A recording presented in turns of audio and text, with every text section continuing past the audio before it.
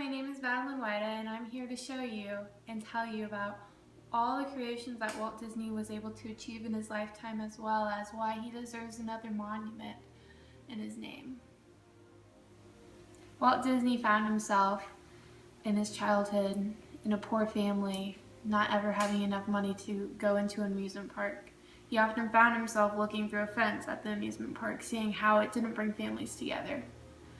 Through his days of growing up from a boy to a man, he was able to achieve his dreams in the 1950s by creating Disneyland. But before he created Disneyland, he came out with a full animation movie that eventually won 8 awards called Snow White and the Seven Dwarfs, and that's where his journey began. After that, it kick-started with Steamboat Willie, Mickey Mouse, and the Clubhouse, and multiple other things that helped shape America's youth and also his life.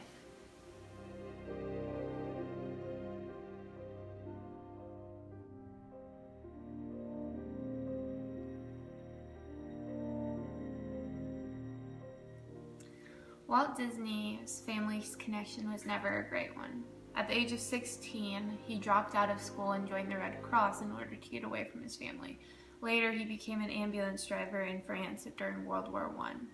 After that, he became a cartoon artist for various publishers and magazines, as well as newspapers, but due to contracts, none of his creations during that time period were considered his. After that, he decided to leave the business and try to pursue a career in acting. Unfortunately, he failed miserably, and he ended up living with his brother Roy Disney. Him and Roy were able to get bank loans and was successfully able to create a studio to where Walt Disney was able to produce his career in animation. California dreams, looked up through the bright lights, no stars that I see.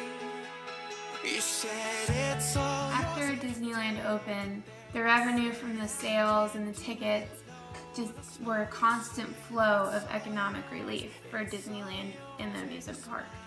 Unlike any other amusement park, it was deemed successful on an economic basis of investment. So after that, Walt Disney created plans to open a much bigger park, more like a world, and that is known as Disney World. Unfortunately, Walt Disney died before he could ever see Walt Disney World come together. But one of his major plans was to create an environmentally safe and sufficient park, and that is now known as Epcot. But it's more than that. It created a learning tool that combines your favorite shows and movies together to help kids learn. And that's where I want his monument to be. Not just because that park is clean, but because that was Walt Disney's dream. And that's the way it should be. You sprinkle stardust on my pillowcase. Out of all Walt Disney's movies, you never hear about him or what he's gone through in life. His pure intentions in life was to bring joy to family and kids, and I believe that's what he's done in various ways. Even after his death, he created a legacy that lives on throughout the parks and his movies, even the ones he created. I know I still watch Snow White, Cinderella, and all those other movies from time to time to cheer me up. Due to his legacy that he left behind, this is the reason why I believe we should give him a monument in the place that he was never able to set foot on.